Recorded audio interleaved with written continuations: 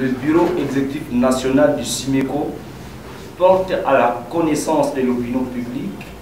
qu'après expiration, le samedi 25 janvier 2020, du préavis des grèves adressé au gouvernement de la République, il ressort des assemblées générales et des conseils provinciaux extraordinaires convoqués et tenus du lundi 27 au mardi 28 janvier 2020 en vue d'évaluer la prise en charge par le gouvernement de la République du cahier des charges de médecins des services publics de l'État dans le cadre des travaux de la commission mixte du village Vénus, ce qui suit. Primo,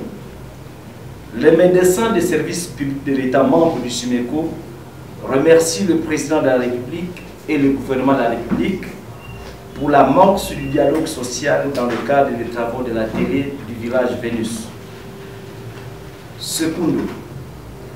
tout en prenant acte des pistes de solutions y envisagées pour rencontrer les revendications des médecins, le médecin des services publics de l'État membre du SIMECO relève que ces pistes de solutions ne sont que de bonnes intentions qui ne peuvent à ce jour être considérées comme des engagements formels du gouvernement de la République. En conséquence, ils ont décidé d'observer dès ce jeudi 30 janvier 2020, à partir de 8 h, une grève avec service minimum jusqu'à la signature en bonne et due forme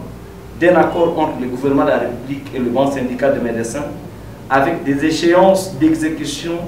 prenant en compte la réalité de la situation sociale actuelle du médecin. En exécution de cette décision, le Bureau exécutif national décrète à partir de ce jeudi 30 janvier 2020 à 8 h une grève avec service minimum sur tous les territoires nationaux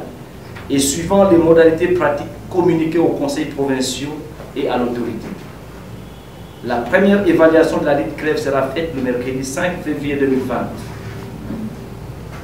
Tout en déclinant toute responsabilité pour les conséquences néfastes qui peuvent en découler,